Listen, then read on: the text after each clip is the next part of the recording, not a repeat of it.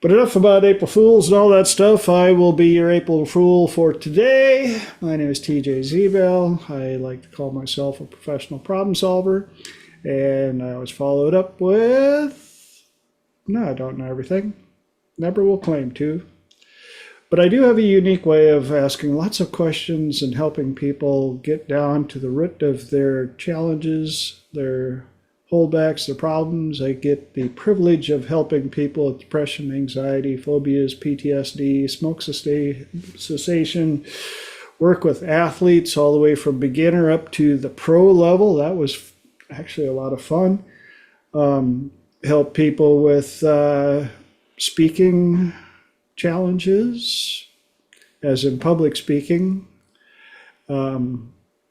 and a whole plethora of other things. If you're curious if I can help you, all you got to do is reach out to me. How do we do that? Yes, you go to my website, thetswb.com,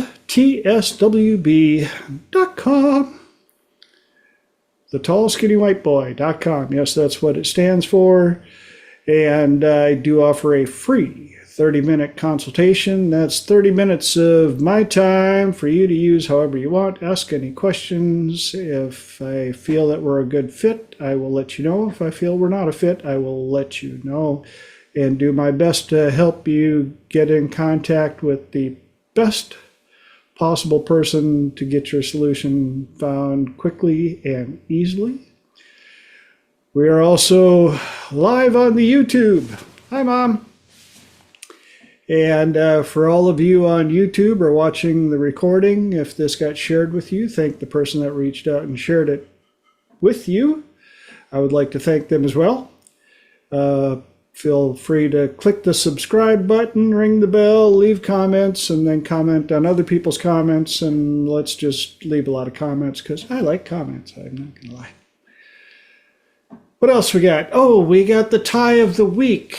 Today, this week's tie is an actual Jerry Garcia tie. Who knew Jerry Garcia has his own line of ties and has the Jerry Garcia signature along with the... So, for those of you that know how this goes, this will be a repeat, but for those of you that are watching this for the first time, Triple T runs for 2 hours. I try to keep it to that to respect your time.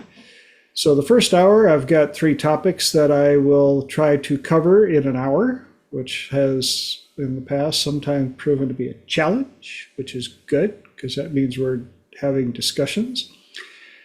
And then the second hour is open mic, open platform. Anybody on the call can ask any questions, bring up any topics they want, and all the people on the call get to answer first because I like to learn as well. We've had some amazing stuff in the past, so I always look forward to that. Of course, it usually starts out with a little, what do we call that, polite chipmunk? No, after you. No, after you. Well, I didn't want to be first. In case somebody else wanted to go first. So have a question or 2 or 12 ready for hour number 2. And before we get into the fun stuff, who's got something they want to share from the last 7 days since we talked last? I like to hear how you guys made it through the week. Anything to share? Come on now, I know that we had a holiday, so there must have been familiars showing up and relatives and shopping and all sorts of fun stuff. So who's got something? Everything was good on my end, so that was exciting. Yeah, everything was, oh, that's what it was. Best case scenario. Everything was best case scenario.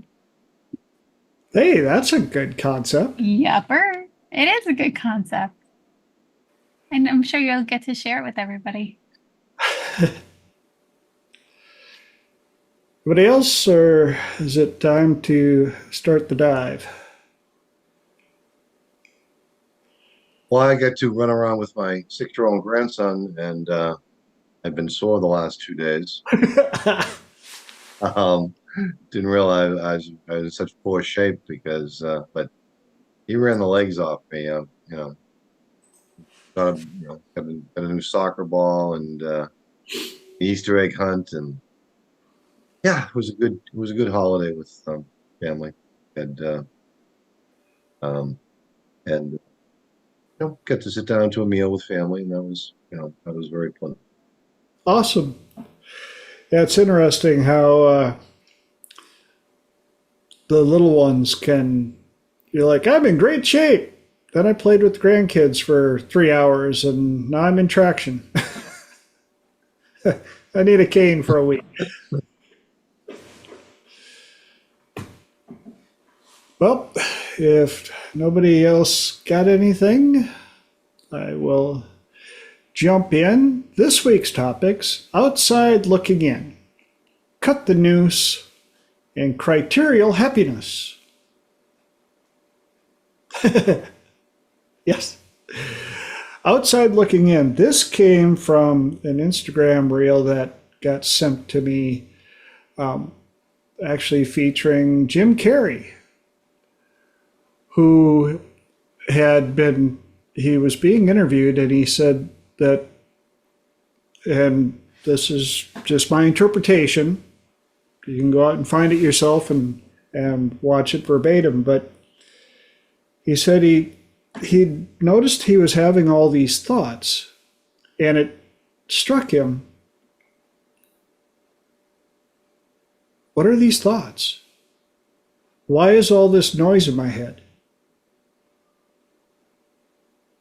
And somehow he figured out to step outside beyond the thoughts and look down at what was going on, and realized, I'm just a spiritual being having a human experience with things talking in my head. I'm not in the universe. I am the universe. I get to decide whether or not those thoughts are real, or if they're helpful, or what I want to think about my thoughts. My thoughts are not in control of me. They are in and around me. But when it's all said and done, I still have to be the one to decide what they mean. And I've got a number of clients who have finally figured out how to wrestle that. And some of them that came to me, when they first came to me, their thoughts were in charge. That was the speaker that was this big. They were chained to a chair, sitting in front of that speaker, and that speaker was on max volume, and that was all they could hear. And it wasn't until they figured out when they figured out that the chair didn't even exist, and they could actually go and turn the volume down and change the channel. You know, this channel sucks. Man, do you know what that thing's been saying to me the whole time? And then we figure out, well, who picked the channel?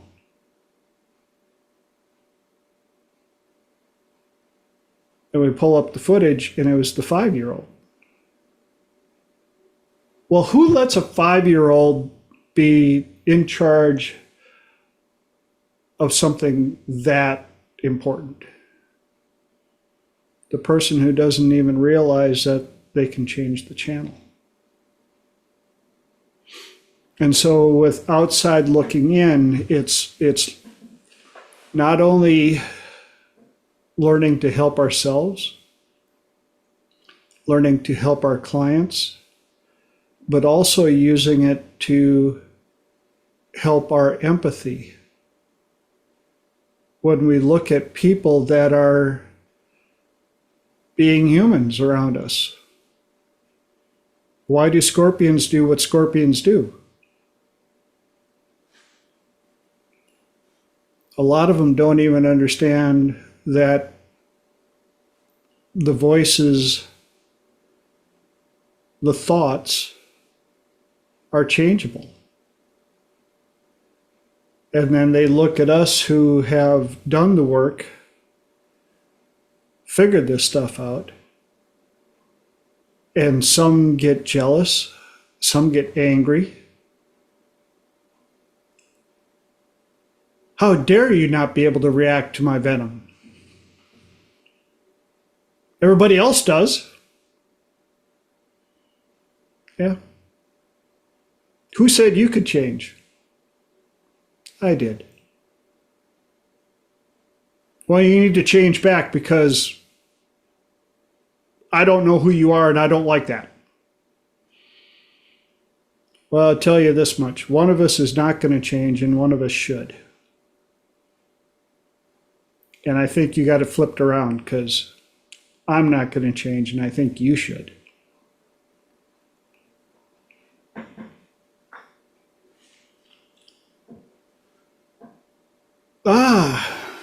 Who do you think you are? Was what I heard often. Yes. The interesting part about that, because I'd heard that as well. Remember the first time you heard it and you didn't know how to answer it? Well, who do you think you are? Me. Yeah, well, that's what I have the problem with. And then you were shamed in believing that you're the problem. And after you learn better, you're like, who do you think you are to ask me that? I'm sorry that my happiness makes you angry.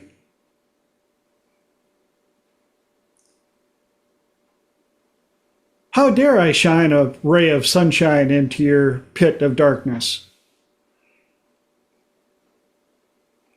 That's got to suck. I mean, that's got to be like blinding. You've been in the dark so long that I'm pretty sure a little match could probably blind you. You'd be like, oh.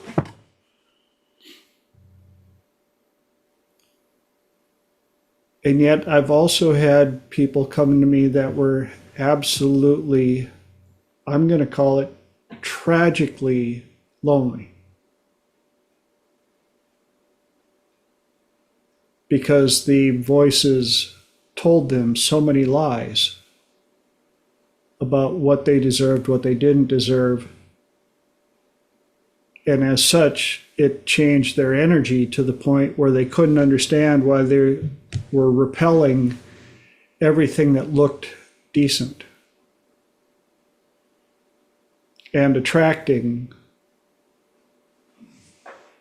scum and users and all the above because, well, what do scum and users look for? Easy prey, kind of like the vultures of the world. That one looks like it's about to die. I think we're going to have to hang around for a while. And so the other part about outside looking in, on top of realizing that we can change the channel, is making sure that we're not random about the channel.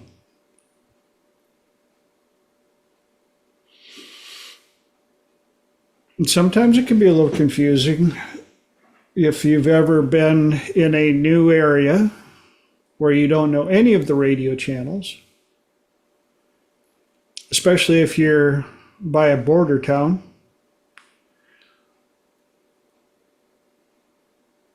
You'd be flipping, you're like, oh, that sounds good.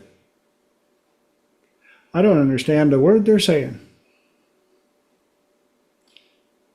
Kind of like some of the people that tune into this platform for the first time. They're like,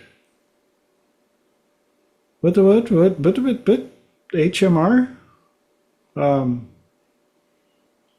future pacing, and it's a whole different language.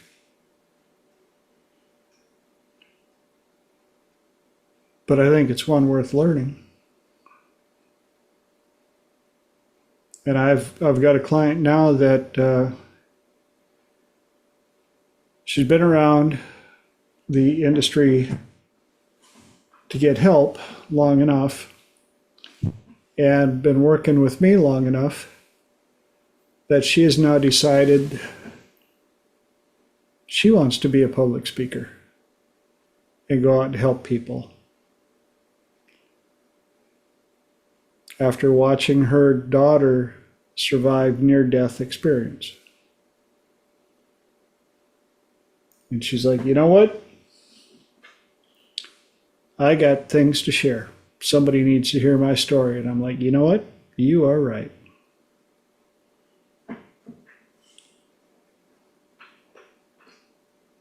And she's gotten so good at outside looking in that even when she was in the hospital dealing with humans in their natural environment and looking at her daughter in the condition she was in, she was able to step out and analyze negative thoughts, deal with them, turn around and see miracles happening right in front of her. Bing, bing, bing. And we had a session today, and she listed off 4 or 5 different times where it was she had an event happened, something came up, and she would feel this pressure, and she'd have to go out and cry for a quick second, analyze the voices, step outside long enough, and go, all right, well, and take care of it. And then all of a sudden, 3 or 4 miracles, one right after another. And that happened to her 4 or 5 times in a row. And that's when she realized she has always been manifesting, but she was manifesting out of the state that she was in. And so when she was in a bad state, what showed up? All the crud. What you put out is what you get back. And now she's really seeing that on the best case scenario. So, any ahas, inputs, epiphanies, questions regarding that topic so far? I know I covered quite a bit in Holly. Okay, so I kind of have a question about so being positive obviously is a good thing, especially when things are really rough. I guess my question, I'm kind of getting to like state control and how you keep your state control when you really, really, really get challenged. And one of the things that popped into my head, part of the problem is I know there's one thing between being truly positive, but I've also taken it to the level where I felt like I was gaslighting myself and I wasn't acknowledging my pain. So I guess my question is, how do you do that balance of acknowledging your pain, saying it's real, giving yourself credit, but at the same time, you know, looking for the miracles, looking for what's positive, because going too extreme either way seems to be painful.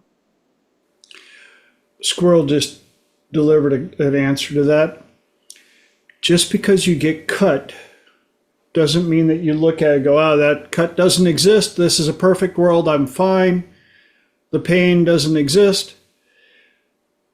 But you also don't look at it and go, oh, I'm cut. I'm going to bleed out. It's going to get infected. I'm going to die. Oh my gosh. And you can sit there and choose how you want to experience what is happening. Yes, the cut happened. Yes, you're bleeding. Yes, it hurts. You know why it hurts. You know how it happened. And you can assess, what level of attention do I need? Is it deep enough that I need to go get somebody to help me? Is it minor enough that I can put a Band-Aid on it? Is it minor enough that I can go, well, that sucked, and I ripped my shirt, but it's probably going to stop bleeding in about 45 seconds and I'm going to be fine. Again, that doesn't mean that the situation didn't happen, but outside looking in, you get to decide what the voices say about the situation. Does that help, or is that muddy the water? That helps. Cool. And Mark and Lenora both had their hands up, so who's gonna go first? Hey, Lon. After you. I just, when Squirrel popped in, sometimes when I'm working with women, when I ask them to imagine a family portrait and they're not in the portrait, and I'm like, no, I'm the frame. I'm on the outside looking in. I'm the frame holding the family unit together. And, I said, well, you got to get it back in the portrait. Because, that's your family. And, yeah, you can be the frame, but you should help. So that was just popped up. Awesome. Feel it, Arn. I love what everybody's been sharing, and great topic, TJ. And there are times where people will say, oh, this was so exactly what I needed to hear. And clearly this is right on the money for me. Hilariously, I'm choosing the word money. So some things that I do over the summer is some days during the school year, I work with students online, and then I come into this month of June, July, and August, and I don't work with students. So I need to find an alternative in addition to the other things that I do to keep a roof over my head. I kind of like that. And Holly had said, well, what do you do with the voices? And you had mentioned earlier that, that your client went and sat with it and let the emotion flow through, and then boom, boom, boom, miracles happen right afterwards, of which I know that is hands down the best way to do it. I avoid it sometimes, and I happen to be avoiding it now. And it has caught me in this loop of this very limited thinking and this very stuckness of worthiness and deserving. And I was actually going to ask you all that in hour 2 about worthiness and deserving. And I find that that is something that I have gotten better at, but it's still something that I constantly think about, constantly. So those are my thoughts on that. Thank you for sharing that. And when you said that, it reminded me of an Instagram post I saw today or yesterday about what healing looks like. And it was somebody with a big, tall glass container of very dark liquid. And they turned the faucet on and they held it up to the faucet. This is what healing looks like. The color didn't change like that. As the fresh water went in, it started to dilute and kept diluting. It took a while. It was getting all the toxins, all of the programming, all of the shice out of the system.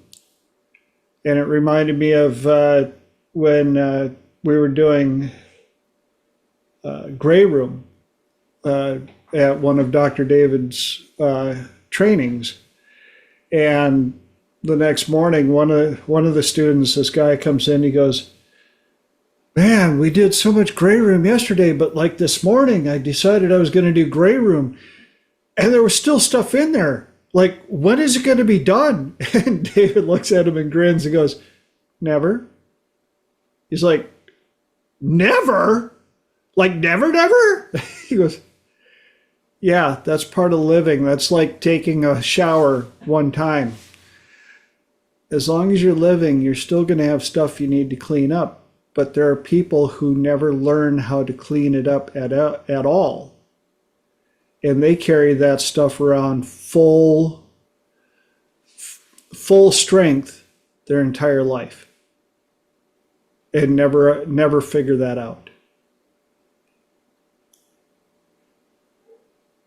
And that's part of why, the joke in the industry is people come to us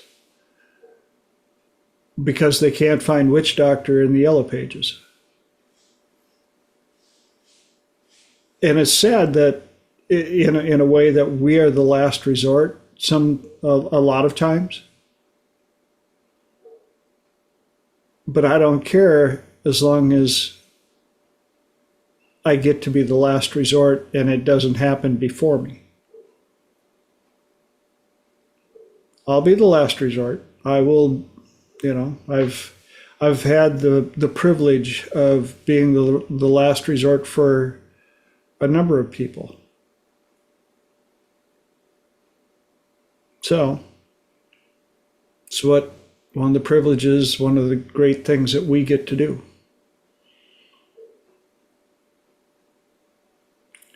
Any other questions, ahas, epiphanies before we change the topic?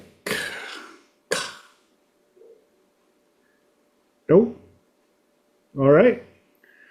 Off we go to cut the noose. Cut the noose. Anybody got some interesting ideas of what that means?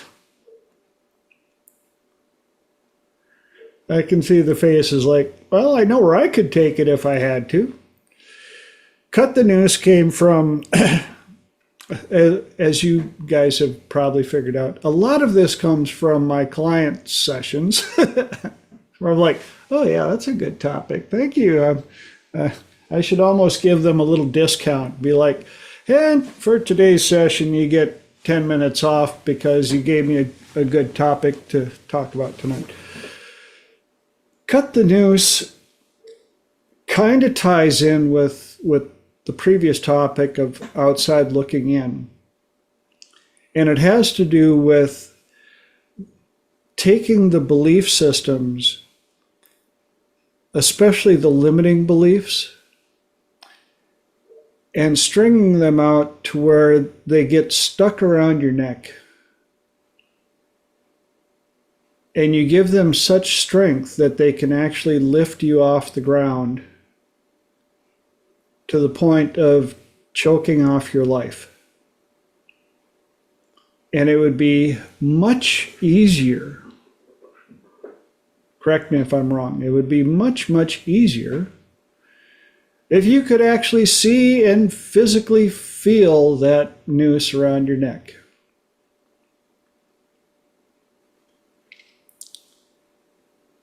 But the reason they come to us because they can't find witch doctor in the yellow pages is because they don't even recognize the noose or how tight it is.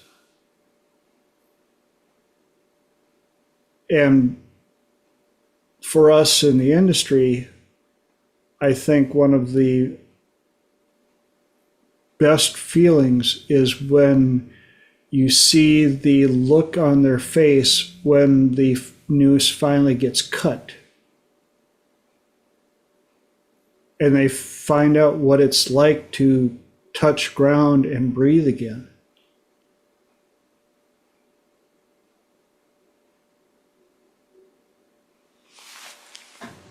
And thank God for all of the tools that we have to help them with.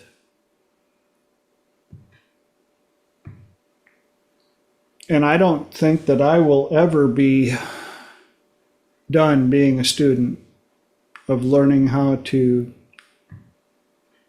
find ways to help people, because each noose is different. Each rope is made out of different fibers that they have woven since the dawn of time.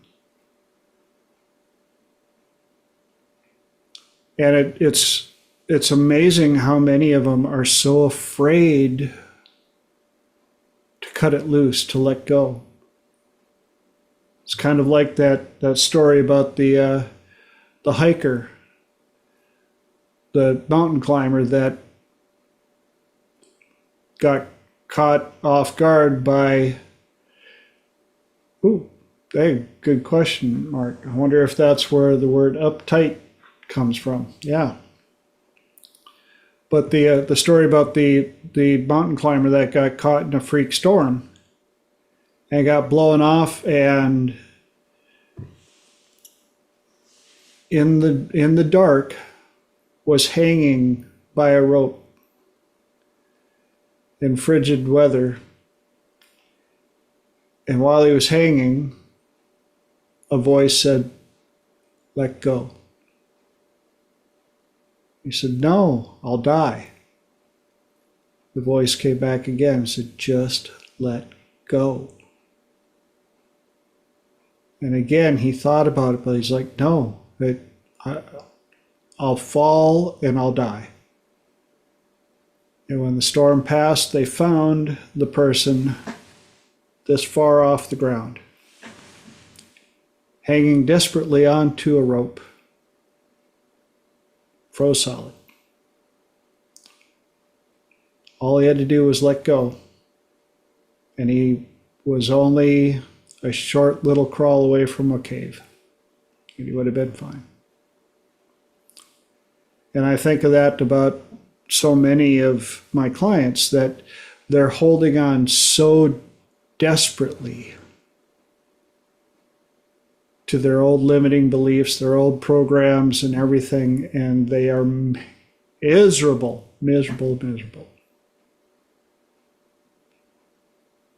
And trying to get them to let go of these old programs and these old beliefs. And they think that if they do, they will lose themselves. They will fall into the abyss, and they don't realize they're this far off the ground, the solid ground that allows them to go anywhere they want to, be whoever they want to be.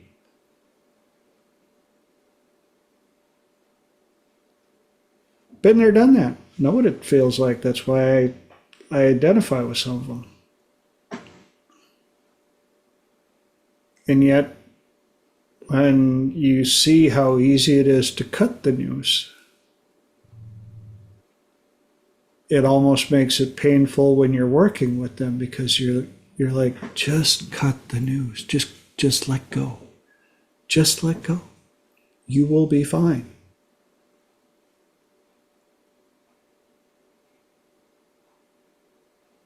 How do you know? How can you be so certain?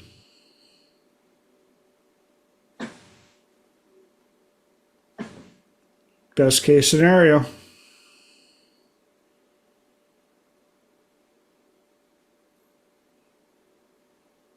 That one went quick. Anybody got any ahas, epiphanies, questions on cut the noose?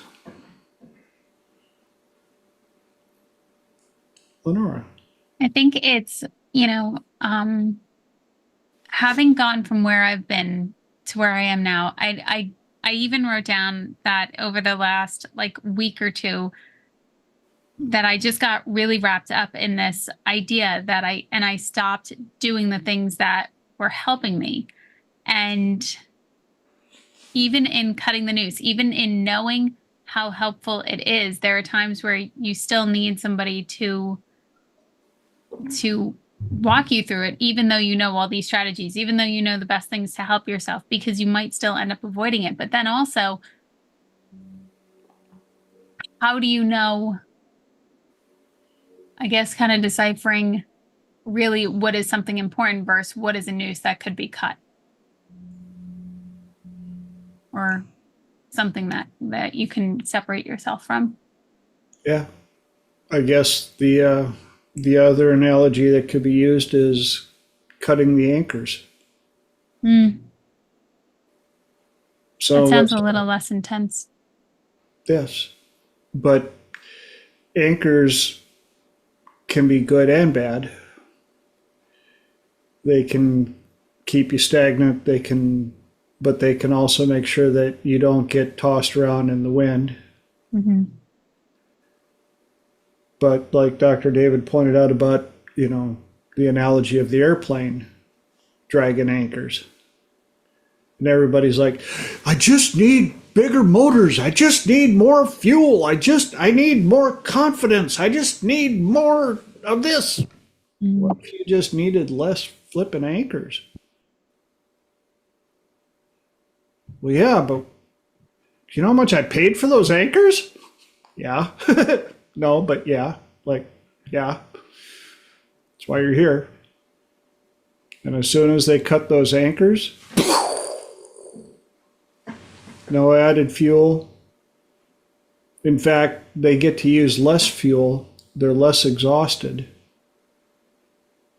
And the thing that scares them the most is like, oh my gosh, the land is going by underneath so fast. Where am I going? I'm not sure where I'm going, but I'm going really quick. This is what it looks like above the clouds. Oh my gosh, what if I lose sight of the ground? Don't worry there, Astro. You'll be fine. Mark. I use that metaphor a lot, that our minds are like a rocket engine, and but it's the anchors hold us back. How to cut the anchors off like a bat out of hell. Yeah. That wasn't what the other squirrel that I had was. I have this book of little one-liners. I have the name of a guy called Ashley Brilliant, and these are little postcards. And what popped into my mind is it's like a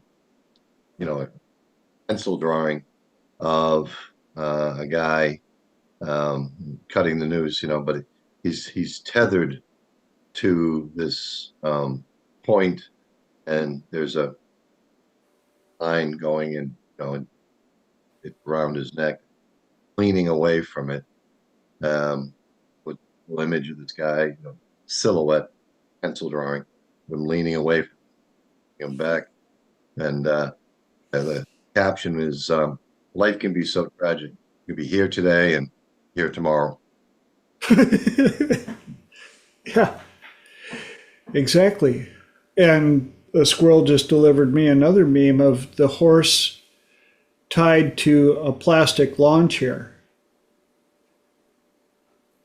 Sometimes our limitations are so ingrained from training that we don't realize that we are much stronger than they are.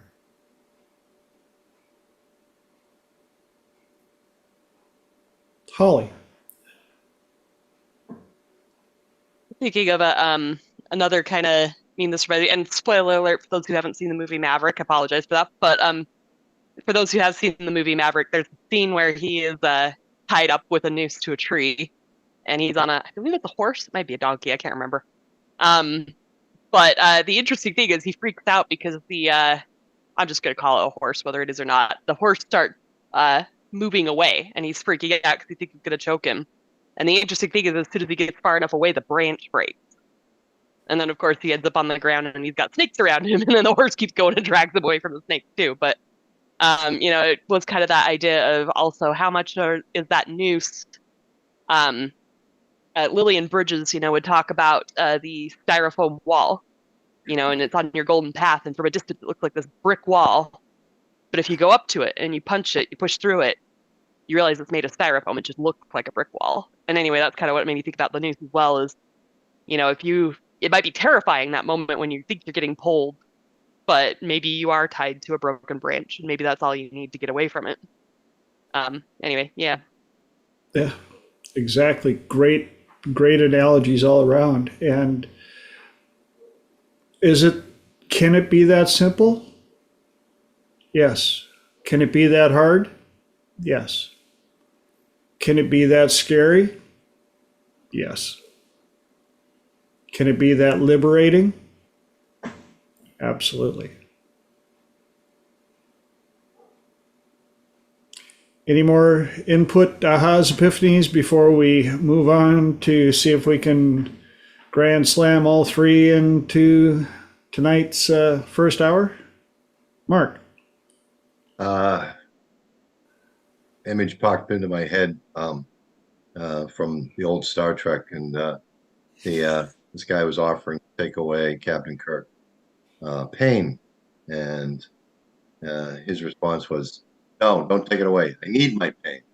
I think some people cling to their pain, because it identity, letting it go. Yeah. And part of that, I think, could also be secondary gain, which for those of you that have no idea what I just said, or you're tuning in for the first time and you're like, what? Secondary gain is where people will actually hold on to something that's not serving them because there's another thing that it offers them. I didn't quite understand it until it was brought up. One of our colleagues had a client come in to work on something, and while they were in there working on something, it turns out this guy has been a stutterer, had a stuttering challenge his entire life. Well, while they were in there, the practitioner figured out why he stuttered and fixed it. 2 days later, the client is back and he is fuming mad because he did not give permission to have his stuttering fixed. And most people be like, you want to stutter? Secondary gain.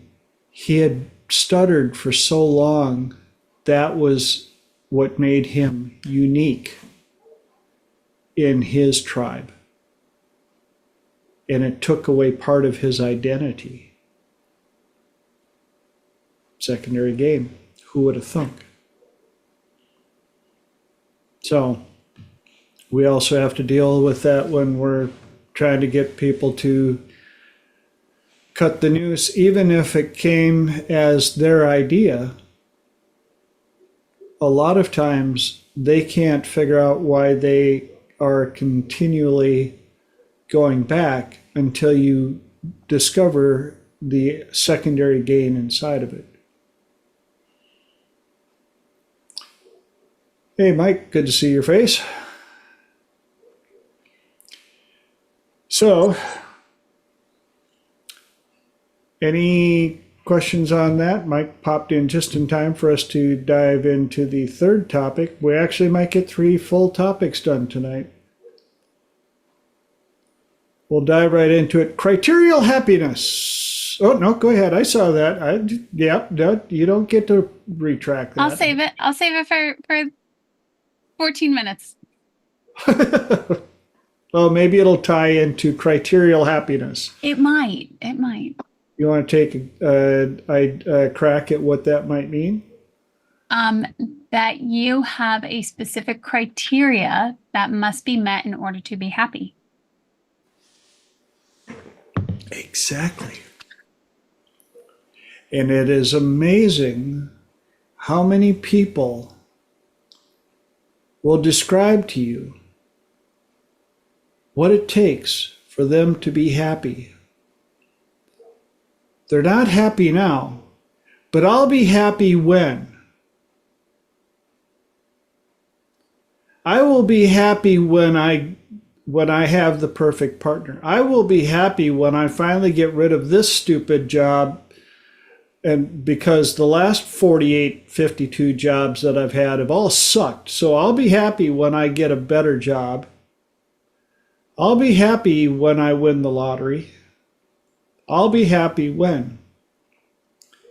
And they put so many limiting criteria on their happiness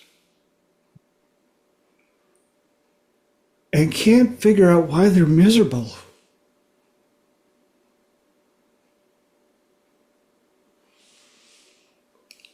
And as agents of change, we have to listen for the words that they don't say. Oh yeah, great way to put it, Mike. The continual next in line syndrome.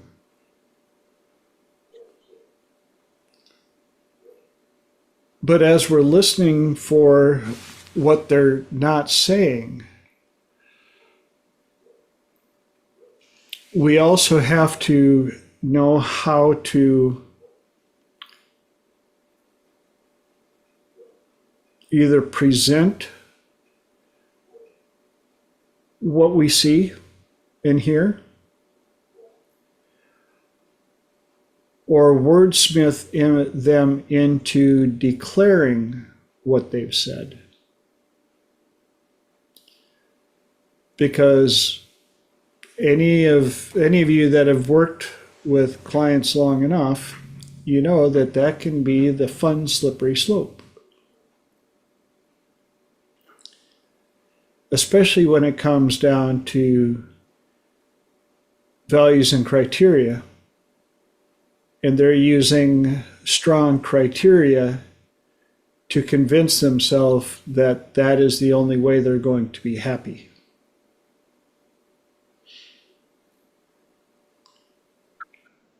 And the looks I've gotten from some of my clients' faces when I'm like, well, what do you think might be happy if you, or might happen if you just decide to be happy for no apparent reason? What if you decided that you were going to be happy today because you woke up above ground breathing?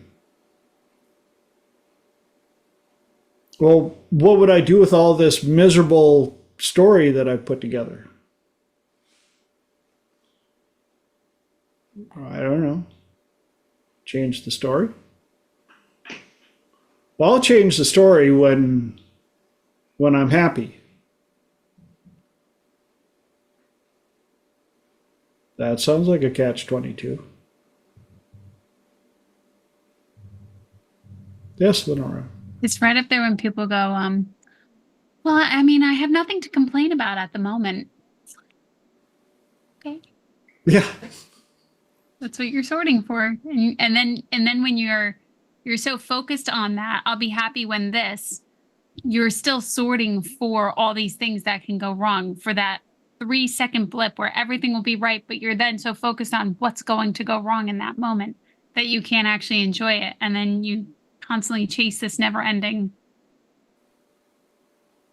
I don't think it's a chase then. You're just on this never ending wheel. Yeah. What does that kind of sound like? As a person? When you, with these people, I call it worst case scenario addiction. Oh, wow. I didn't see that coming. Okay. They are so addicted to worst case scenario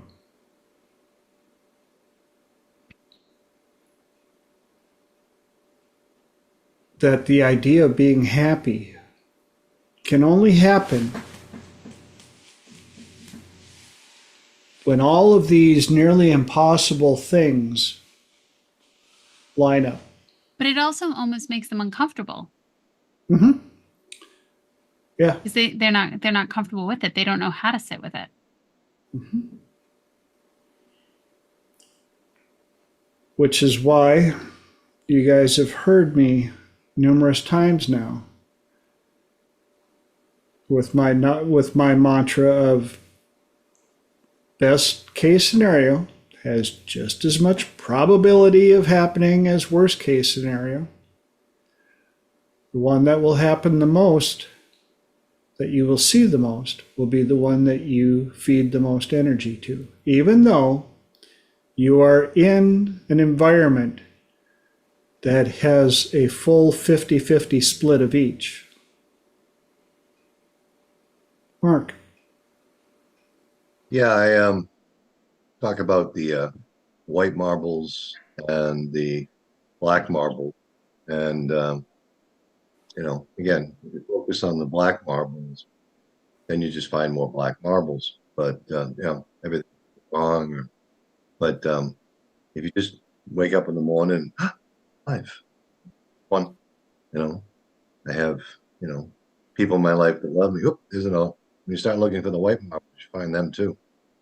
And you know, so I teach that metaphor of start looking for the white marbles, and when you do, you start to find them everywhere. I was talking to one woman about it. Had occasion to call her, a few days after our session, and I said, "Did you find any white marbles?" And, today she goes, "Yeah, I had to look in the couch cushions and underneath. Found them, didn't you?" Because I said, when you go looking for them, they're always there. Black marbles too. If you go looking for them, they're always there. And Squirrel delivered this, that the sad part about when you focus so hard on the black marbles, it makes the white marbles look gray.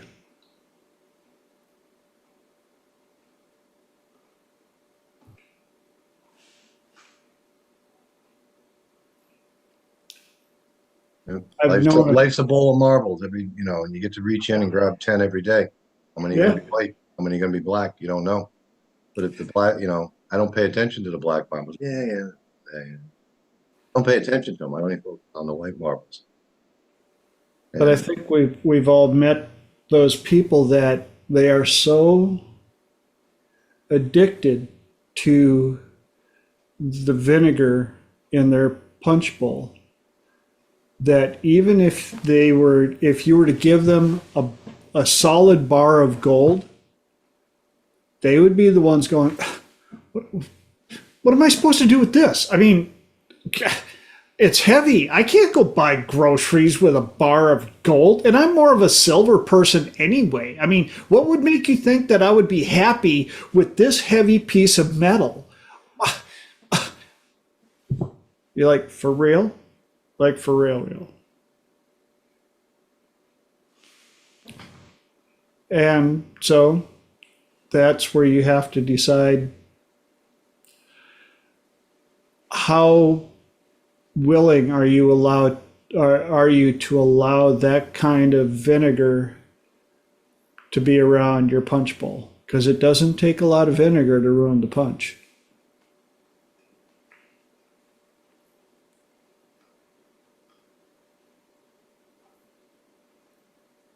Yes, Lenora. I'm loving this idea of the marbles. Oh my goodness.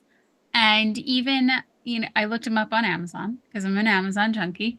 But even if you keep track of just the good things that come through, not necessarily doing black or white, just keep putting in a colorful marble, put in a marble every time you're focused on something positive throughout your day. And if it's sitting at your desk, if you happen to be working at a desk or wherever you are, you can actually visually keep track of them.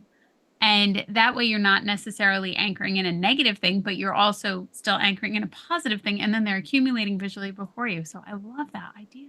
I like that she had to look under couch cushions.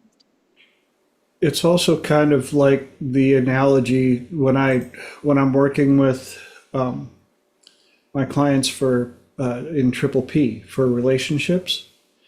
And I tell them about, if you're looking for your king or your queen, the quickest way to find one in a deck of cards is to flip them cards. But don't get so hung up on whether or not the card is the king or the queen. You can't sit there and wallow all day because you flipped an 8. You can't let the day go completely sideways because you flipped a 2. And if you're also focused on maybe it'd be nice to have some fresh blood in my tribe, a 5 or above can still be worthwhile to have in a tribe. A 5 can mow your lawn. A 6 can wash your car. Well, that's just using people. No, that's using a tool. Not every tool has to be a hammer. Even though you can pound a nail in with a screwdriver, you can pound a nail in with the pliers. It doesn't hurt to have a full toolbox. It doesn't hurt to have a well-diverse tribe. They don't all have to be kings and queens and jacks. So when you're out, and this also came from one of my clients last week, who the last person that she invested some time in turned out to not be a king and sent her on a deep, dark spiral down. Oh, I'm never gonna. And I went, stop with projecting the Hallmark movie to the very end of, and based on what's happened in your past. And I went, yeah, that's like driving like this with the rearview mirror right here going, this road goes to the worst place in the world. Oh my gosh, we're all going to crash and die. I'm like, what happened? What would happen if you took the rearview mirror and just went, yeah, there were a couple of lessons back there, but I got places to go. Yeah, but this movie, I know exactly how it ends. We all crash and die. It's like watching a Shakespeare movie and everybody dies in the end.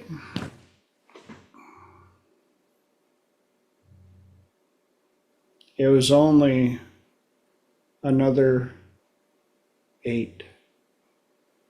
Get out in the world. Damn it all, they're all 5s and under. No, they're not.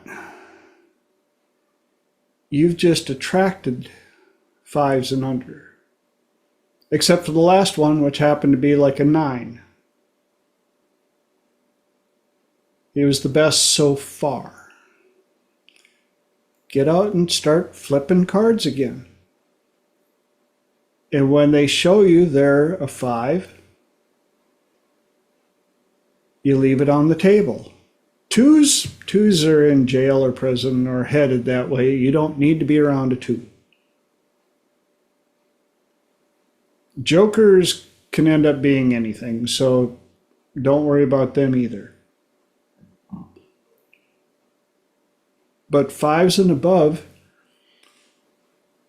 your 5 could be somebody else's king. And that 5 could possibly teach you something as long as you don't get attached in a relationship with them.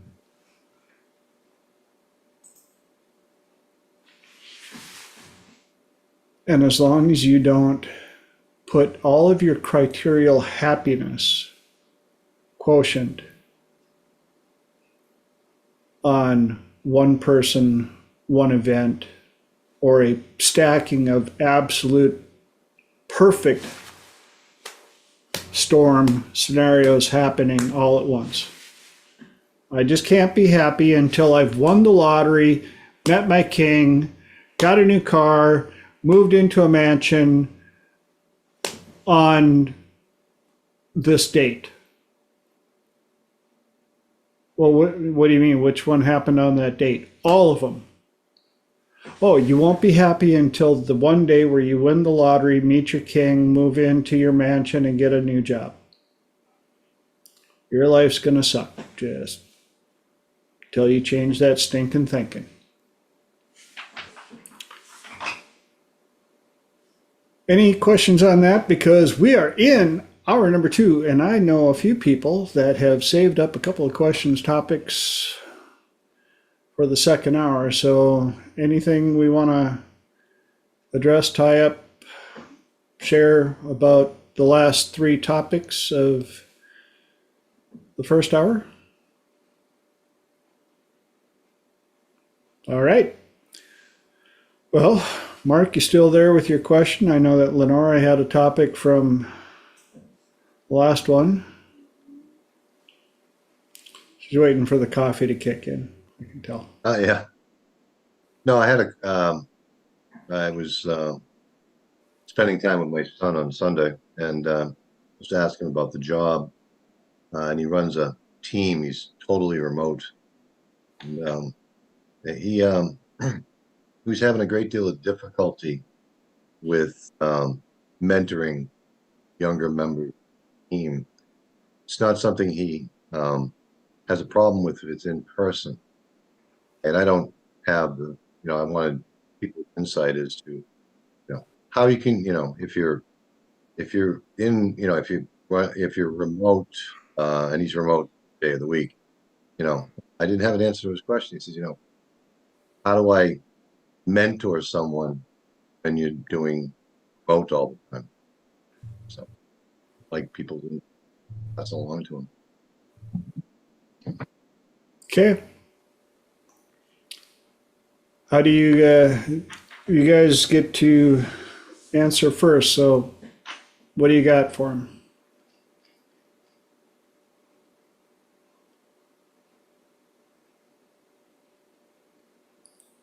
Holly. I guess I got a little bit. I might be thinking about it a little bit more too. One of the things that I've often thought, because people will talk about, I do Zoom for, a lot of hypnosis trainings and things, and people think you can't do hypnosis remotely, you can't do coaching remotely, you can't do energy work remotely, and all these things. And I've often thought that is one of the biggest limiting beliefs out there. But if you tell yourself it's true, it becomes true. But I think that there is kind of, even for people who don't believe it, because there's kind of this bias that it can't work as well. One of the things I'd say is it's doubly important to make sure you're in rapport with that person. And one of the best ways to do that, I mean, obviously, there's a whole bunch of rapport exercises you could out there, but imagine you are in the room with them. And then also, like I said, I think just addressing that limiting belief, because people might say, oh, you can't talk to somebody on the other side of the world. Well, that may have been true, back in the 1700s. It's not true today. I don't have to yell louder and louder and louder to be heard. I just have to make sure that the technology I'm using is properly attuned. And I think that's true of energy work, and that's true of everything that we do. So I'm getting your mindset right. And then, just like I said, being really present, really listening to them, really using the echo technique, really using the 3 magic questions, really getting rapport. Because it comes 10 times more important to be paying attention to that person in front of you and not getting distracted by what's in your environment. Great answer. Who's got something else for Mark?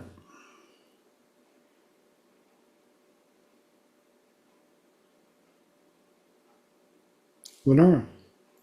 Getting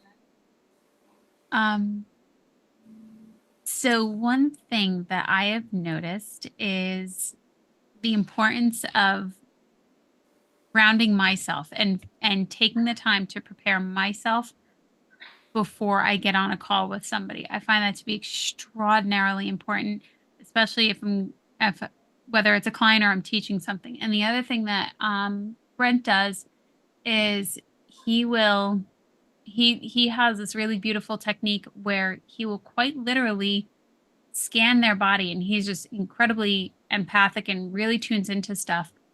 And he'll even say, I imagine the person right out in front of me, and allowing that connection to come in and allowing that space.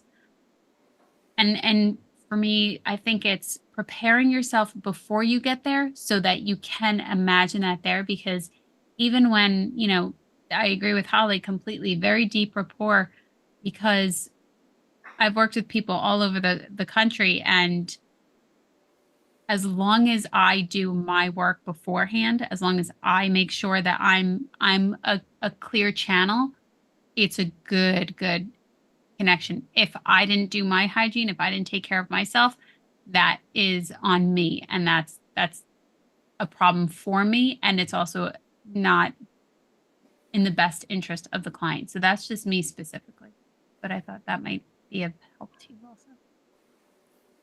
Good stuff. Anybody else got something for Mark before I chime in?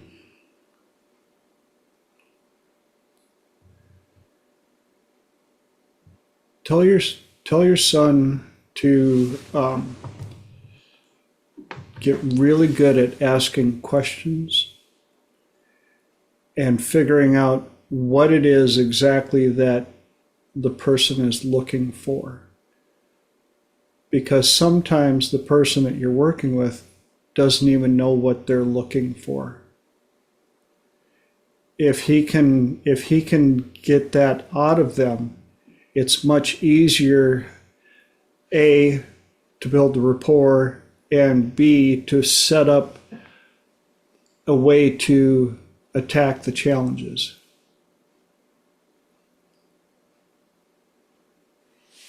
It's kind of like, I need help driving. Okay, I'll drive for you, but nobody knew the address they were going to. So make sure that there's a clear direction that they know they're going in, and that also allows for them to make sure that they've accomplished what they were setting out to do. Does that make sense? Does that help? And now you can share this video with him and say, all right, go to the second hour and you get all these answers, and he can reach out to any of us for more clarification on anything he's got questions on. Or he could just join Triple T next week and ask for clarification on his own.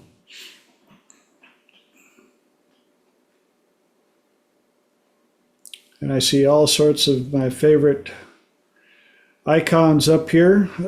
For those of you on YouTube or watching the recording, I sometimes forget to mention that the only faces that show up are the ones that are on camera. So if you see us looking around and we're talking and addressing stuff and it's only three of us, there's a lot more people on here. They're just hiding in the back shadow. So time for, I guess, another question, another topic. And Lenora had one about 20 minutes ago. So I did have one. My question for everybody is, what do you think about worthiness and deserving? Are these words that you like to use? Are these words that you sit with? Are these ideas that you sit with? And I find that these are words that I'm hopefully will come to peace with any day now. But I find that they're words that I often think about, and they pop up. And even if I think I am worthy, I often like to continue that sentence because it feels so general. And I was listening to something by Bashar, and he had this great insight about Jesus, for those of you who don't know, I grew up going on a tangent, apparently. I grew up in the Catholic Church, and I don't necessarily consider myself Catholic at this point, and that's just my own personal experience. And it was very, I wrote down my sins, only my sins. And my sins were that I was constantly fighting with my sister, or, I must have been bad because I had a bad thought. And so worthiness and deservingness might be why I struggle with it, because even in the prayer, I am not worthy to receive you, and only say the word and I shall be healed. Like, it's just such a conflict for me. So any insights and thoughts about this, I am very, very interested in. So please, by all means, share. I love that Holly's hand is already up. I have so many thoughts on this topic. I will say, first of all, I kind of hate the words deserving and worthiness the way most people use them. And a big part of that is, and you know, from a lot of where I go is Christian background too. And I think if you listen to what Christ actually says versus how a lot of people act, they are not consistent. So that's one thing to take into consideration. But one of the concepts growing up religiously that we had is, so when I think of deservingness, I think of I've earned this, it's owed to me, and I have the right and ability to collect. And there's literally nothing in this world that those three things are true for. And the first example is, do I deserve to have oxygen for my next breath? No, I haven't earned that. I've done absolutely nothing to earn that. I'm not owed it. I can't control whether or not I get it. If somebody decides to take away my oxygen, there's literally nothing I can do to stop it. But I get it anyway. But it's not because I deserve it. So there's this Kabbalah idea. It talks about a feast. And it's this idea of, you know, maybe you could think of it as God or source or, you know, whatever. It could just be conceptual, whatever people believe, you know, go ahead and tailor it to your own beliefs. But this idea that God is offering a feast and you are invited to the feast. And there's just every amazing food out there. And, you know, you can eat and eat and eat and not get any calories, not get sick. It's the perfect ideal feast for you. And you go in and the host is, you know, put in all this time and effort, making it perfect, decorating it just right. And you go in and you say, I'm not going to eat anything on this table because I don't deserve it. I'm not worthy of it. And, you know, Kabbalah talks about, imagine being the host in that situation. You have, as the host, earned it. You know, this idea of, if you want to get really Christian on it, you know, you could say Christ has earned it, or, you know, whatever. It has been earned. Somebody's already paid the price for it. And it's being offered to you freely. When you choose not to partake, when you choose not to eat that, all you do is hurt the host's feelings. They were so excited that the enjoyment they were going to get was going to see you enjoying it. When you went through and you said, oh my gosh, this is the best food ever. Wow, I can't believe what you did for this decoration. Their enjoyment, the reason they did it was so that you could be happy, so that you could have this amazing experience. And yeah, you don't deserve it. You're not worthy of it. But that doesn't matter, because by choosing to enjoy it, by choosing to embrace what is so freely offered, you make the person who did earn it happy. That's the only gift you can give them. It's not in your power to say, oh yeah, you know, I'm going to pay for this feast, you know, like, even though it was made out of magic, you know, it was that you can't pay for that, but you can be grateful for it. And so I think because, you know, getting into Christianity again too, and different people have different beliefs about it, but if you commit one sin, you could never be worthy, but you can be forgiven. And, you know, the forgiveness has already been offered freely. You know, like, there's a bunch of things that it's, I think I've used this analogy before too, but if your boss said, hey, for work, we need to get a bunch of office supplies, and they gave you your credit card to go to the store and buy the office supplies, would you say, oh, I don't deserve this money, I'm not going to buy the office supplies? Or would you say, hey, I'm performing a function and I've been given the tools to perform my function? And so that's what I think a lot of it is with, it's a combination of, hey, these gifts are given to us to enjoy and we're going to be grateful, and that's the gift we can give back. And if you choose not to take it, nobody's better off. Or the other half is, hey, I have a golden path, but I can only do my golden path if I fully utilize the tools, the gifts, everything that's been given to me.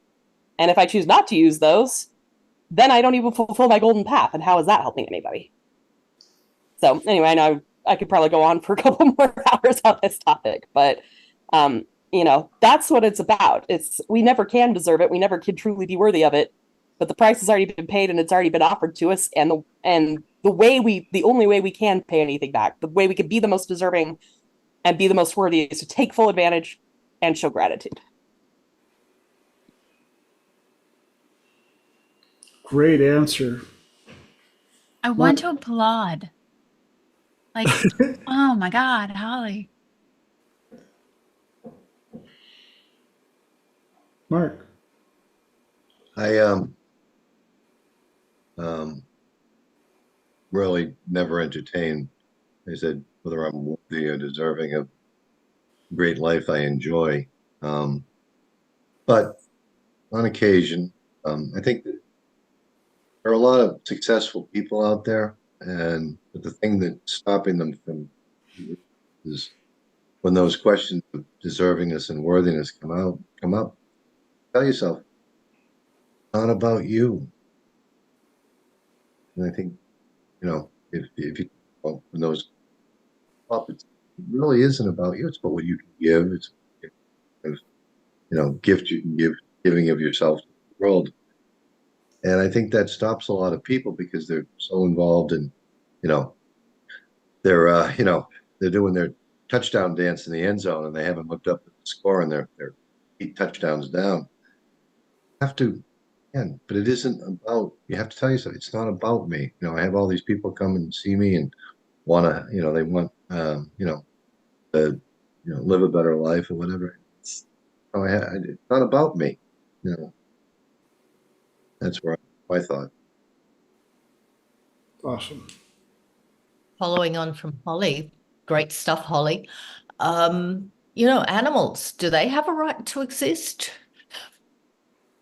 We're given this gift. We're here to do stuff, to learn, to make mistakes. And the greatest thing, well, that's probably the biggest thing we're here to do is to make mistakes, because how are you going to learn if you don't make mistakes? And little kids, babies learning to operate in their world. They discover a hand, they discover a foot, they start to move. We're all about learning, and they learn by falling over. We have to learn by falling over. Physically, emotionally, spiritually. And that's how we hopefully become more than we could have been. And often the worst mistakes create the biggest learnings and the biggest opportunities. That there is no mistake doesn't carry a gift. Sometimes it's hard to see at the time. Yeah. Yep. It's a gift. Most of the time. There are some gifts maybe we'd prefer not to have, but they're there. Thanks. Awesome. Thanks for sharing that, Fran. And Mike popped in, is this concept a reflection of self-image, respect, and worth?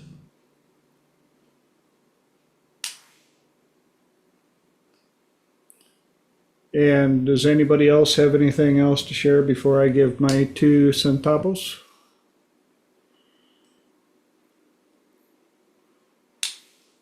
All right. What crossed my mind in these go ahead, Elijah.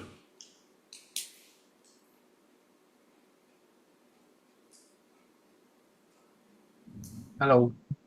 Hello. Normally, when someone brings up deservingness in a session, they are in a bad state. And by that, I mean a not positive state. Usually they're feeling a little bit down on themselves or that kind of thing. And one of the first questions I ask is I kind of put that word back to them. I say, are you deserving to feel this way right now?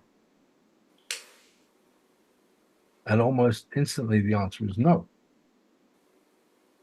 I don't deserve to feel this way, because they're coming at it from a point of view where it's obviously a feeling, the feeling that they're feeling that's not positive is not something that they want. And so when you ask someone, are you deserving feeling this way right now? And they're not feeling good. I've never had someone say yes. I've never had someone say yes. And it puts them in a bit of a double bind, because if they say they are deserving to feel negative, right now, then I'll be like, well, we don't need to do anything about that. You've already achieved it. Well done. Good job. Right? And if they say no, then we can get into, how do you know that you don't deserve? And then they're going to start listing off the reasons why they're a good person and why they're a hard worker and why they've been, in this grind to try and achieve whatever it is they're trying to achieve. And therein you will find their fuel and their motivation, and their state will start to change to something more positive. So just from a practical coaching point of view, I would use it as a apply to self pattern, which is just put the word they used, in this case deserving, back onto itself and back onto what they are currently experiencing. And that's a way to kind of bring them out of the bad state, if that makes sense. Great stuff.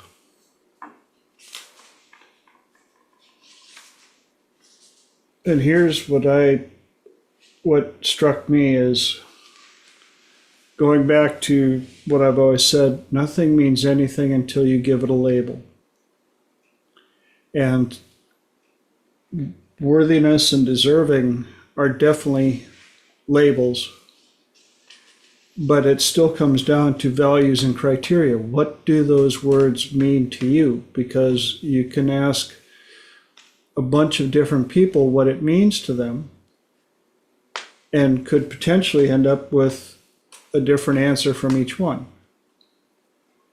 And when Holly was talking about, are we worthy of these gifts? And somebody offers us this amazing gift because they believe we're worthy. And we take the gift and we go, I'm not worthy of this, and we refuse it. It hit me as gifts to garbage. We take their amazing gift and we trash it right away. And I've had that happen before. I've offered people amazing gifts because I thought they were completely worthy of it, and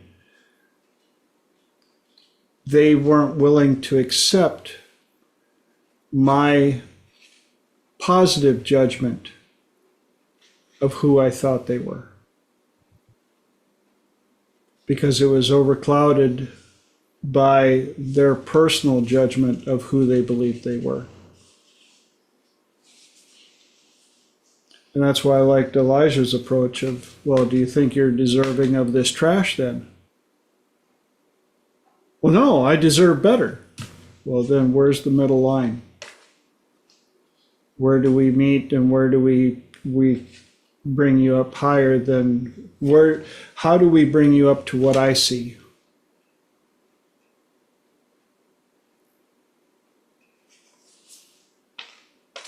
Does that help or muddy or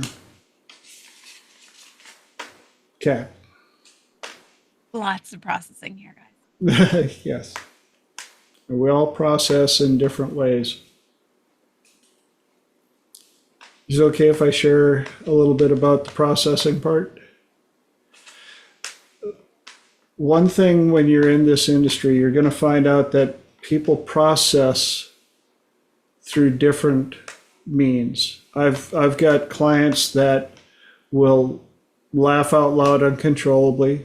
Some will yawn continuously to the point of just woke up from a 10-hour night of sleep. They're completely rested. They're revved and ready to go. They start processing. They will yawn so large they could swallow a Volkswagen continuously. I've got other clients who, when they start processing, they sweat profusely. Even if it's the dead of winter and they've got the window open and the room is 58 degrees, when they start processing, they literally have sweat rolling off of them. And so when I'm working with clients, I have to let them know on the front side that there's a vast potential of things that will start popping up, and you'll be like, what's going on? It's okay. You're processing. Once they accept that, they start to welcome it and they're like, oh, wow, this is so cool. So, welcome to our world. When I'm processing, I pretty much zone out. The few, and I hate to say it, the few people that have actually been able to get me into trance and do work on me, basically thought I fell asleep on them until they brought me out and I was able to tell them all that I experienced and the changes that I got. But I'm like, out. Which is why I can't listen to a good hypnotist while I'm driving. Ooh, no bueno. No, no.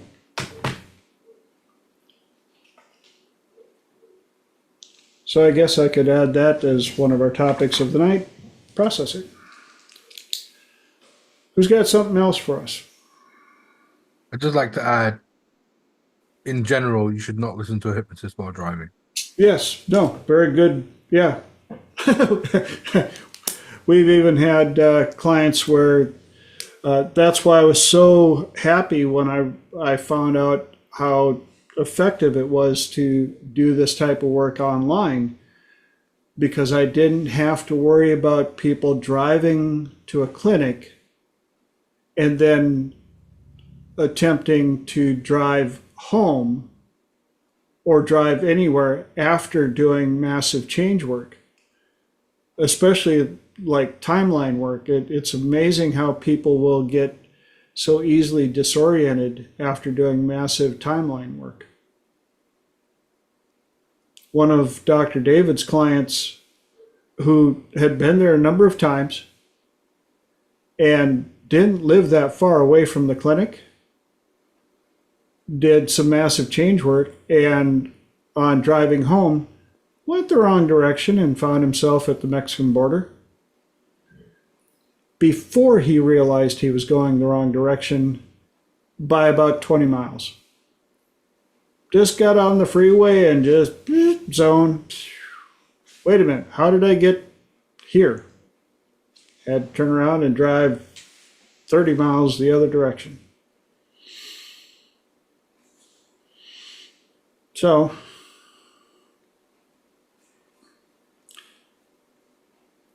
any more ahas, epiphanies, things you want to share on that one? Yes, Elijah. But I do it as part of the outro. Like if it's a face-to-face, or even if it's not face-to-face, really, I will ask people, did you drive here today? You know, and if they say yes, then as part of the finishing touch of the trance, I will put in the suggestion that when you are driving, you will be completely safe and you will be very much awake and very much alert and very much and all that. And I do it in a bit of a flamboyant way, but it works really well. It works really well. Yep. And it's all these little nuances that you typically wouldn't think of until you realize you have to put them in there. These little safeguards. It's kind of amazing, right? It's just on that, if that could be a topic, right? The things that came up in hypnosis that you didn't anticipate. that you could have, and maybe you should have said something as like a precursor or Yep. something to inoculate before you started, but you didn't realize. So I once did a happy regression with someone, you know, like the gift kind of thing that David teaches, right? And you take someone back to, you know, the happiest moment, and you revivify that, and you get them to feel all the love and all the amazing feelings that they felt back in that moment. And this one woman, I didn't know this at the time, but she went back to the time when she gave birth to her first child and the feeling she had when she held her baby for the first time, which I thought was great at the time. Well, I didn't realize this for the next week or so, she had terrible backache, and all the other things that came with the pregnancy and the labor, they also came back with it, the labor pains. And she was like struggling with a bad back and a horrible stomach ache and all this stuff, this nausea and stuff. And she was like really apprehensive of coming to see me again. Eventually, when I got to talk to her properly and open up a little bit about the experience, then I realized, oh, the physical symptom came back as well with the emotions. Like she was actually a super good hypnotic subject, super strong at going into trance and feeling it vividly. So from then, I learned that I have to start saying little things like all the good parts and none of the bad parts. Just throw that one little line in there. You'll get all the good feelings and none of the pain, none of the stress, none of the anything else, but just the good part. And it's something I didn't realize at first, but yeah, I'm glad you mentioned that, because it kind of reminded me of this client that I had years ago.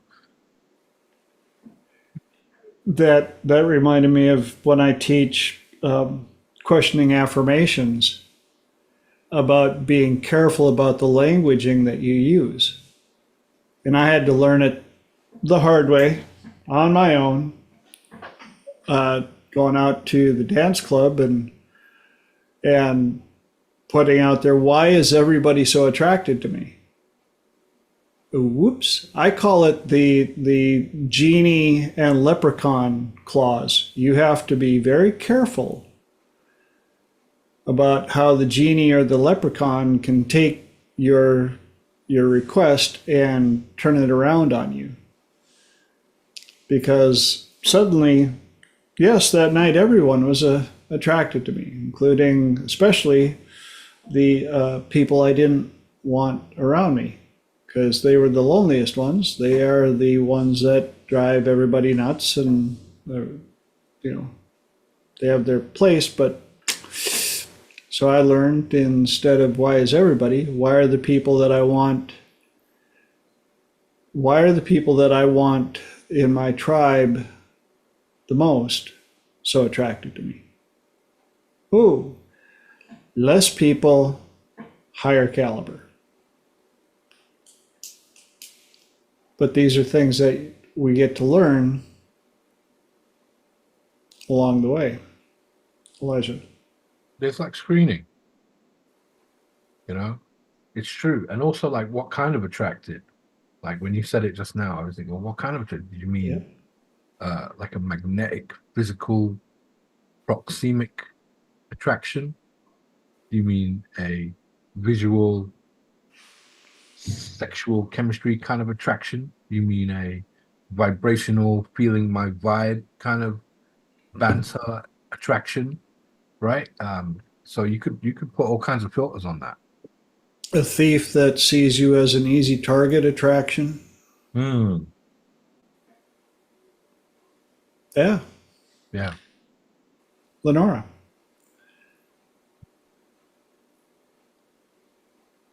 I just want to add that also chills are a thing for processing. Yes. In case you're all wondering, I now have heat warmers and a heated blanket on me.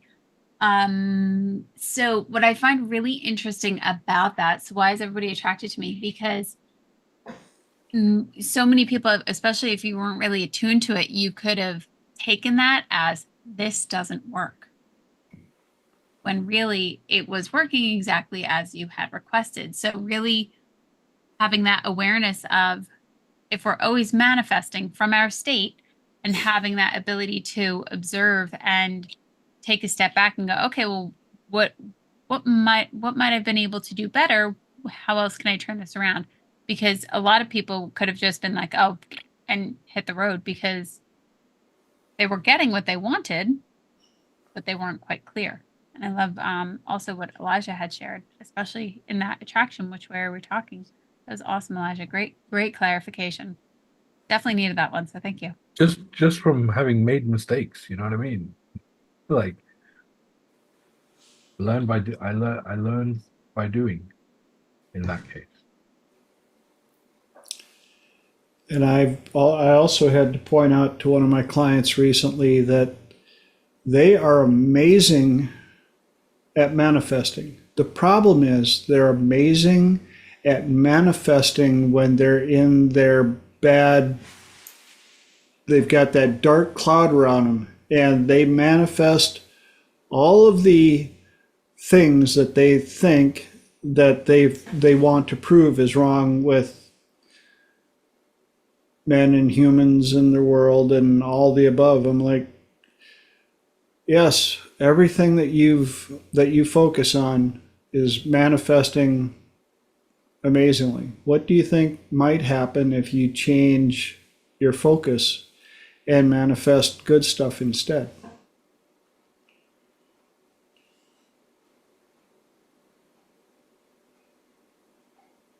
Well, this just always seems to happen to me. Yeah, sounds like a pattern, doesn't it?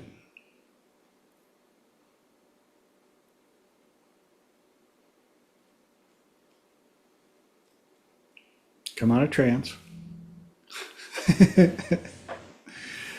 Anybody else got anything to add to that, or another topic or a question or something? We got 22 minis left.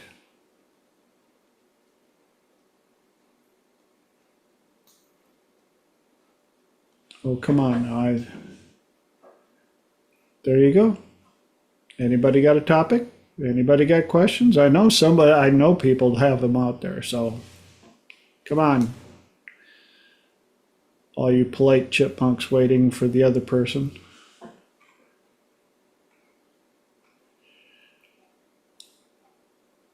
Yes, you're completely correct, Elijah. Great quote. You want to read it for us, or you want me to read it? So it might not be exact. I might have got a couple of words wrong, but everything is energy, and that's all there is to it. Match the frequency of the reality you want, and you can't get anything other than that reality. This is not philosophy. This is physics, and that's Albert Einstein. Yeah, kind of ties into how we were discussing. A great insight. That would have been also great for the first topic of the night, outside looking in, when I talked about frequency and voices in our head, and people don't realize that it's just a frequency, it's just a channel on the radio. And they don't realize that there are other channels. And who set the channel for this voice in your head? Oh, my 5-year-old, turns out. Well, Yeah, and when was the last time you redid your presets so they were easy to get? Yeah, great one right there. What do you have for presets? I've got it on Seek. And my 5-year-old goes, I'm not happy right now. We're going to listen to this. I'm not worthy. I'm not used that, and look at everything that's happened to us, all the bad stuff. What about the good stuff? Don't want to talk about that right now. We're on the bad frequency, so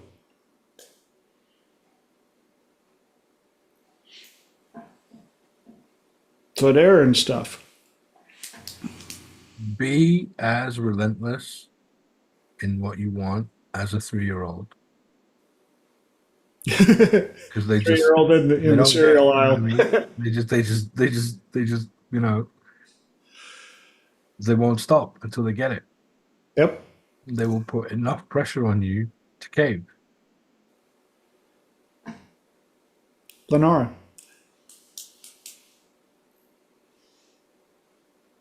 I just love a good conversation. I mean, I'm so excited over here. This is great. I love the idea of what are your presets, and be as relentless as a 3-year-old. Excellent, awesome stuff.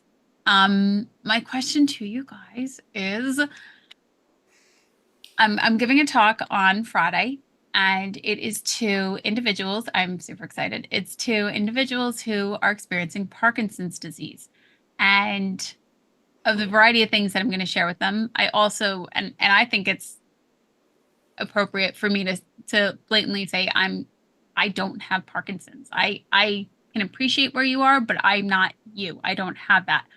How else do you feel about relating to people? How do you open? What are you thinking? Especially when somebody comes to you at a state that you can appreciate it because you've had dark times, but you don't know that exact experience. So what are your thoughts? I know, Elijah, I could see the bubbles coming out. I'd like to really quickly turn the floor over to Fran. Because I know Fran has worked with someone who has Parkinson's and had incredible results as well. So she must know about approaching them or how to open the conversation or that kind of thing. So, Fran. Thank you. Where do you begin? It's the way I approached it was with content-free hypnosis. And it's a long journey if you're going back to something that's manifested that vigorously, strongly. So, yeah, you just have to open the door and let it unfold, in my opinion. And I have done so far 8 sessions with my Parkinson's lady and had amazing results. I haven't actually caught up with her for about 6-8 weeks, so I haven't checked in with how she's going now, but she did report absolutely phenomenal response. I'm sorry, I was dealing with something else, so I didn't keep right up with the conversation. Yeah, I think it's just a matter of layer upon layer, taking tissues out of the tissue box, deal with one thing, deal with the next thing, deal with the next thing, until you're getting something happening on the physical. Well, this is to a group of people, so I'm giving a talk. So it's a little different than doing one-on-one, but I am following your thought process. But this is for about 20 minutes that I'm sharing with them. Don't worry. You're good, Elijah. Don't worry. So I really, especially when we work with people and for as empathic we are, we insert the obvious, don't want to come in as the authority over them by any means, just that what we want to share is something that helped us. So I was just curious as to, what way you guys like to open the door to that. Anybody else got anything? What I was going to add to that is starting off with the disclaimer. I was asked to speak here today, even though I am not affected by Parkinson's. In the profession that I'm in, I get to help people with many challenges. Here are some of the tools that I've used that may or may not help you. But I'm hoping to offer additional avenues. And you could even throw in the joke that, because sometimes people only come to us after they can't find the witch doctor in the yellow pages. But I do know some people in my industry who have worked with those that have Parkinson's and have had positive results. And in setting it up that way, I think that you will open more eyes, more avenues to listening to what you're, and you can tell them, I'm not here to sell. I'm not trying to do anything other than allow you to understand that there are additional avenues. And if I can help one person in this group, then my time is well spent. I think there's a lot of really good evidence for hypnosis being beneficial to Parkinson's disease, documented evidence already. And it can take away a lot of the stress and reduce the symptoms quite a lot. And I mean, there's been other amazing advances with electrical stimulation interruption, which stops the tremors for Parkinson's. So, you know, there's a lot of fabulous research out there. And if you can do an electrical stimulation, why couldn't you actually do a hypnotic electrical stimulation? And the friend that I was working with Parkinson's was really interested in gene therapy and Parkinson's. So we were actually using hypnotic gene therapy ideas in there as well with the content-free hypnosis. So, you know, going into the scientific side of things and doing that hypnotically, it's not a bad way in as well. Hopefully that's redeemed me for not paying sufficient attention. You're all doing great. Holly. So a few things that loving all the comments. So tagging on to a lot of what Fran said, what TJ said, some thoughts. Okay, so first of all, I think it is important. You know, obviously if you can listen, if it's one-on-one, you can listen a lot more, but even in a group, there are ways that you can, you know, try to listen. I think it is huge to go in and say, I'm not the expert, you know, don't try to pretend you are. But one of the things that keeps coming to my mind too, first of all, there are a lot of principles. Decide what principles you want them to accept to get the value. And then think of stories that demonstrate those principles, if that makes sense.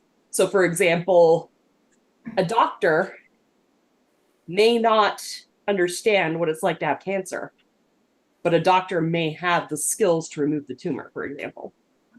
That doesn't mean that, I mean, a doctor who just dismisses their patients and, you know, acts like they're, you know, these big drama queens going through what they're going is not going to be the best doctor ever. You know, a doctor that can have empathy obviously is still better. But the skill set to cure is not necessarily the same skill set 100% as to have empathy for a situation. So that might be one principle that you could tell a story to explain, you know, yeah, I'm not here pretending that I understand what you're going through, but that doesn't mean I don't have something of value to give you. Another thing that just kind of just as a principle popped into my head, you know, when I've been in David webinars, it feels like people are constantly saying things like, how do you cure cancer? How do you cure Tourette's? How do you cure backache? How do you cure, you know, this? And just one of the thoughts that came to my mind is in the world of hypnosis, those are the symptoms. Those aren't what we're curing. That's not the cause. And so one person, you know, might have experienced what they, you know, maybe mom set them down when they were a baby to go use the bathroom, and they experienced that as abandonment. And one person got chronic migraine headaches from that. And another person got a tumor that just took, you know, 30 years to manifest based on layers that got connected to that. And another person got high blood pressure. You know, it's the, we don't cure the, you know, we don't have to be an expert on, you know, Parkinson's or an expert on, you know, MS or whatever to go in and have these techniques work on them. And I think a lot of times because people are so focused on, you know, that's what Western medicine is. I'm going to give a label to your symptom and I'm going to treat the symptom rather than, oh, okay, that's your symptom. Let's explore and see what that symptom means. What is your subconscious mind trying to communicate to you with the symptom? So anyway, that's just like I said, I don't know how you'd put that in the story, but it is kind of, I think, a very important principle with all this of saying, you know, I may not understand how you're experiencing Parkinson's, but that doesn't mean I don't have experience working with the kinds of things, emotional things that could be contributing to make it stronger. Good answer. Elijah. So just a couple tips on speaking to groups in general. You kind of want to make sure everybody's in, and you don't let the train leave the station until everybody's in. everybody's on board, right? So you would say you would do like the horoscope thing, right? Where you say something that's general enough that everybody can agree with it and everybody can relate to it, kind of thing, we all have our challenges in this life, and Parkinson's does bring with it a very specific set of challenges which I don't necessarily know much about, and I don't know which of those ones are the ones that you've found a way to cope with and which ones you're still struggling with, and I don't know necessarily which are the things that are frustrating you on a daily basis. I know, for example, my dad has some shakes, and he's not got Parkinson's, but he has some shakes, and one of the most frustrating things for him was something I hadn't even considered, which was like putting his socks on every day, right? Like the smallest thing was the most annoying to him. He could deal with not having like ever since his stroke and that, he could deal with like not always having to balance and having to turn around and walk forwards instead of being able to step back the way he used to and things like that. But like the socks really pissed him off. You know what I mean? Right? So you could say something like that, like I don't know what challenges are the ones that you struggle with day to day, and I don't know that. And you do this kind of series of I don't know, and I don't know, and I don't know, but also every time you say I don't know, you can put in a positive suggestion. So you could say something like, I don't know when the most significant positive shift is going to happen for you. And I don't know if it's going to happen all at once, like a sudden aha, or if it's going to be something that's gradual and happens over time. I don't know if positive suggestion. I don't know positive suggestion. And then you can transition into, but I do know.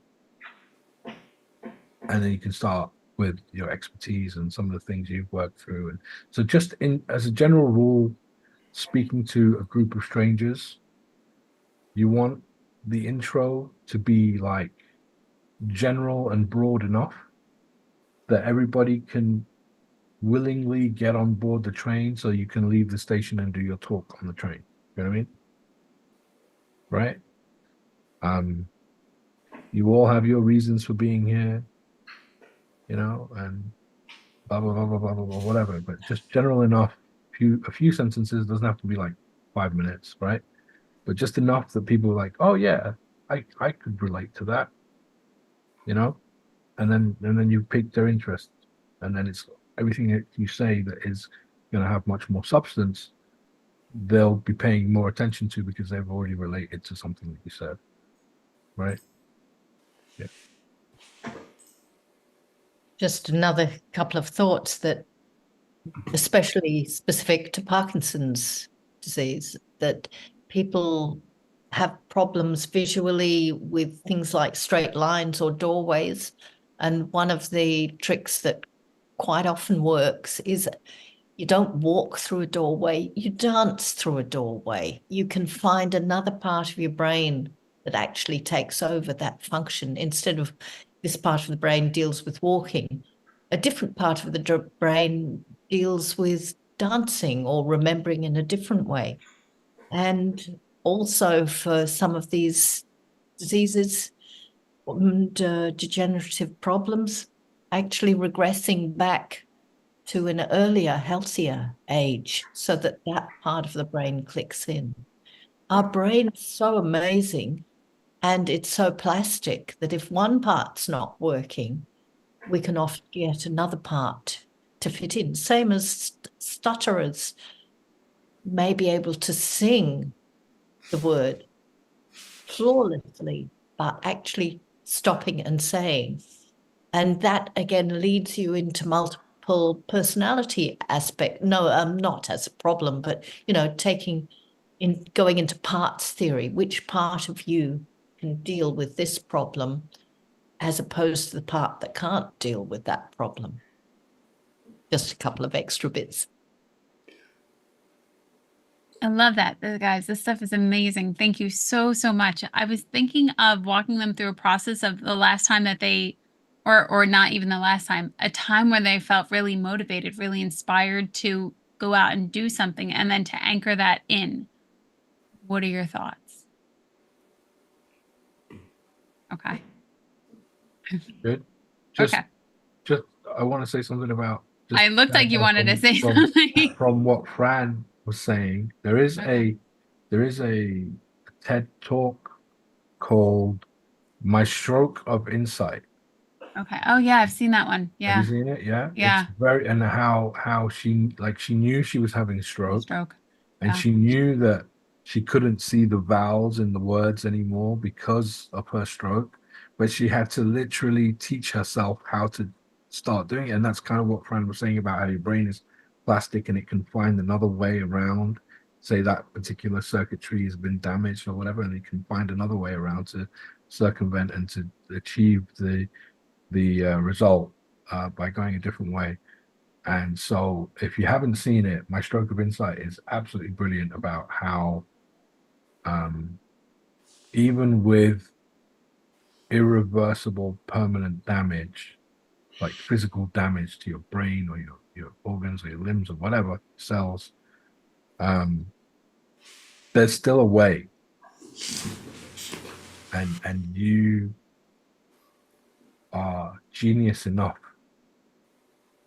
to be able to find that way if you just kind of go at it with like a light heart and I'm going to kind of discover and play and figure out how the new current version of me works.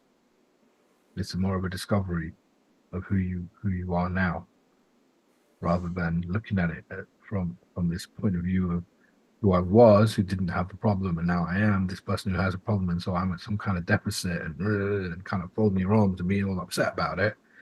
You see it as an opportunity to play and learn yourself again, you know. And in addition, that your brain can actually create the manifestation of particular drugs, and maybe without the side effects of some of the drugs.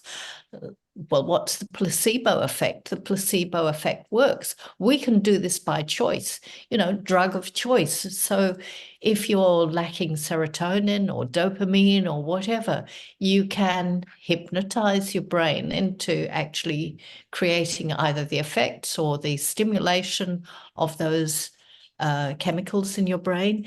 Even the chemicals that aren't in your body, you can create the effect of outside medications or drugs on your inside brain. So we are amazing creatures. So you say it, and it shall be so. We are amazing hypnotists. So let's give these things a bit more airtime, play.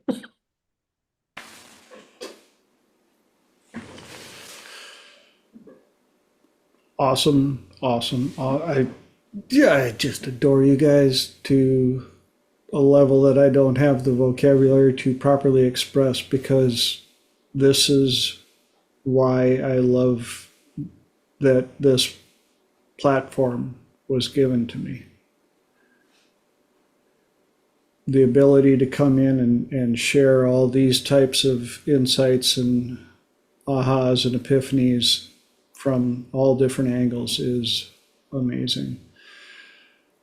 Unfortunately, we are at the end of hour 2 again. It goes that quick, which means it's time for me once again to thank you all for sharing your precious commodity of time, because it is one of the few things that I simply have not figured out yet how to easily recreate and give back to you. So thank you for taking your precious commodity and sharing it here on this platform with all of your amazing insights and knowledge. And I hope that everybody got something out of it. I know that I do every week.